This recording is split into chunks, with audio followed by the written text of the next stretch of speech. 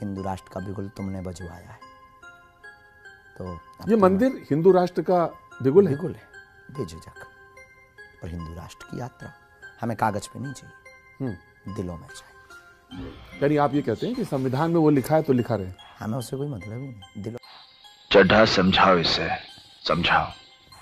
एक शब्द हमने 47 में लिया, उसको कहा कि हम सेकुलर कंट्री बनेंगे। 50 में हमने उसको ले लिया। तो इस शब्द से परहेज क्यों करते हैं आप? हिंदू राष्ट्र की बात करते हैं। शाबाश! वो सुंदर दिखाई देते तो किसी को पाखंडी दिखाई देते। हम दोनों सुनते, किसी को ढोंगी भी दिखाई देते, किसी को जो ढोंगी कहते हैं वो कौन है?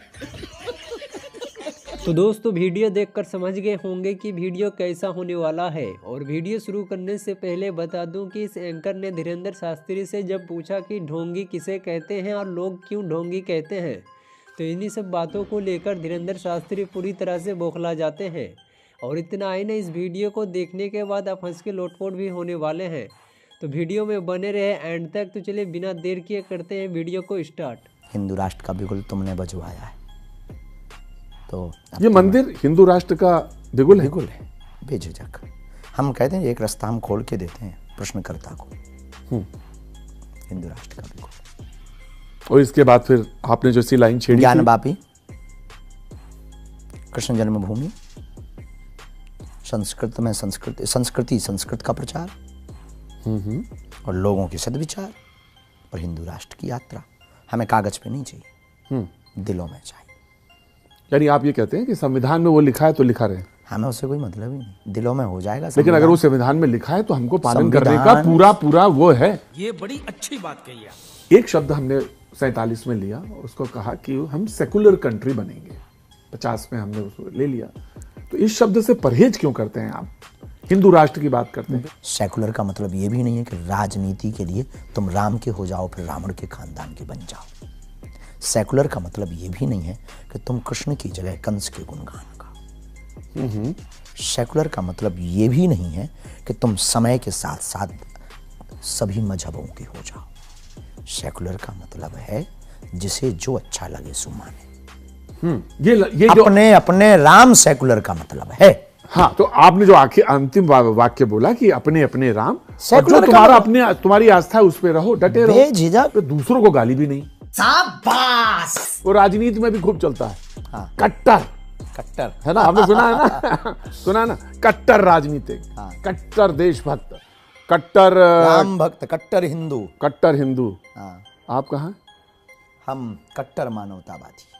तो फिर काहे के लिए धनुष किसी तरफ? सही पकड़े हैं। लोग कह रहे हैं कि सवाल ये पूछा गया कि सियासत जो है उसमें राम को लाने की क्या जरूरत है। विपक्ष तो अक्सर ये बात कहता है कि वो जो है राम को सियासत में लाते हैं। दो दंड हैं, धर्मदंड, राजदंड।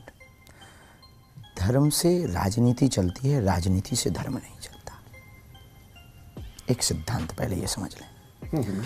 राम से राजनीति है, राजनीति से राम नहीं। भारत के जगे हुए लोगों को इस शक्कर सुगर रूपी परहेज से बचना है कि राम राजनीति का विषय नहीं, आस्था का विषय।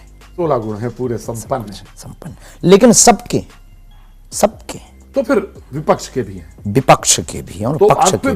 फिर वो सवाल क्यों उठाते हैं कि अगर वो गंगा में डुबकी लगाएं, गंगा में वो डुबकी लगाएं, वो अगर जनेऊ पहने, वो अगर महाकालेश्वर, हमने नहीं कहा ये बात, लोगों ने कहा पूरे ये राजनीतिक विषय है। अंग्रेजी बोल बोल के कैसे बात को घुमाया जाता है। हमारे दादाओं परदादाओं ने संविधान स्वीकार किया है, हमारी पीढ़ी दर पीढ़ी और इस भारत में रहने वाले प्रत्येक व्यक्ति को करना अति अनिवार्य है। हमारा धर्म है अब संविधान, इसमें कोई सिद्ध। अच्छा, मैं पूछ ही लेता हूं एक सवाल आपसे। ऐसा क्या करें वो सामने वाले जिससे आपका मन मान जाए कि नहीं, हाँ ये अब बदल गए हैं? ऐसा कौन सी चीज आपके लिए? लुकमान जैसे हम लोग रहे, हाँ, अहिंसावादी और शांत प्रिय, हाँ, वैसे तुम हो जाओ।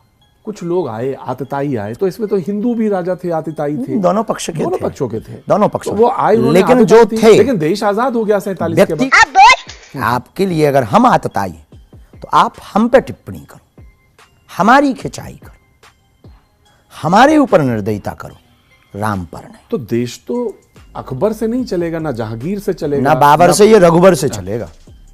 गांधी से, बाबर से नहीं, रघुबर से। गांधी, रघुबर मतलब राम जी। राम जी मतलब गांधी के राम। हाँ, नहीं ऐसा नहीं कह सकते, राम सबके। हाँ वही, मतलब राम राष्ट्रपिता है ना वो तो। राष्ट्रपिता के भी राम है। हाँ। महात्मा गांधी राष्ट्रपिता के भी राम है। हाँ। हमारे भी राम है, आपके भी राम है। हाँ। सबके राम है। वो इतना बड़ा राम भक्त है कि जब गोली लगती है तो कहता है हे राम। हे राम। तो आपको तो इसमें कहीं कोई परहेज नहीं, कोई दोष नहीं। लोगों ने समझा नहीं है हमें, एक पक्षीय समझ लेते हैं लोग। एक पक्षीय नहीं है, हम न्यायपूर्ण तरीके से बात कर रहे हैं। जातिगत गणना क्या है फिर? और फिर वो लोग फिजूली कौन? की बात है। हाँ? जातिवाद बढ़ाना ही कैंसर है। जातिगणना, जातिवाद करना ही कैंसर है। तो जाति गणना वो कराना चाहते हैं इसलिए कि वो जो हाशिए पे लोग हैं उनके बारे में। ये बेतुकी बात है। इस देश में जाति गणना से ज्यादा बेरोजगारों की गणना होनी चाहिए। आप इसको किस तरह से देखते हैं जाति गणना? हम तो बेफिजूली का टाइम बर्बाद करना सोचते हैं।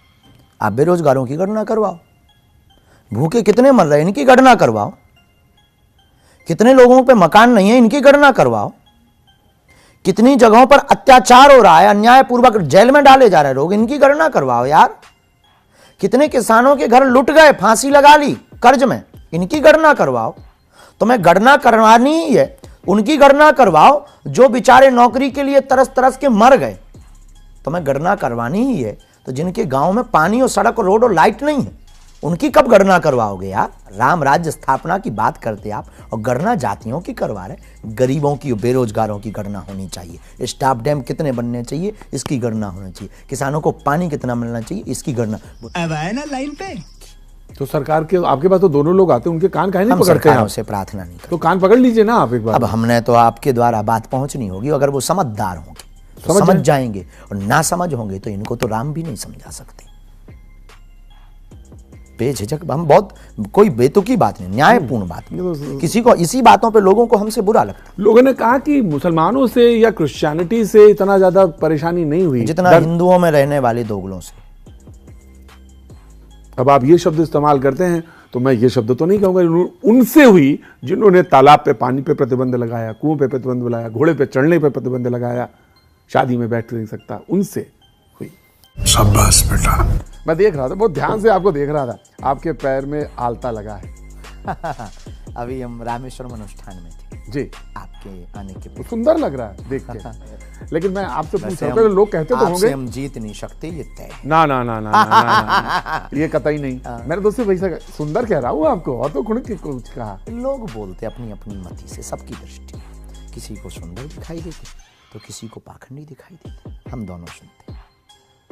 किसी को ढोंगी भी दिखाई देते, किसी को जो ढोंगी कहते हैं वो कौन है? तो दोस्तों फाइनली वीडियो का हो चुका एंड, और इस धीरेंद्र शास्त्री ने जो कहा इस पर आपका क्या प्रतिक्रिया है आप कमेंट में ज़रूर बताइएगा। और वीडियो आपको पसंद आए तो वीडियो को लाइक करके चैनल को सब्सक्राइब कर ले ताकि आपको इस तरीके के वीडियो मिलती रहे। तो बहुत ही जल्द ही मिलते हैं किसी दूसरे वीडियो को लेकर, तब तक के लिए अपना ख्याल रखिए। Tata bye bye.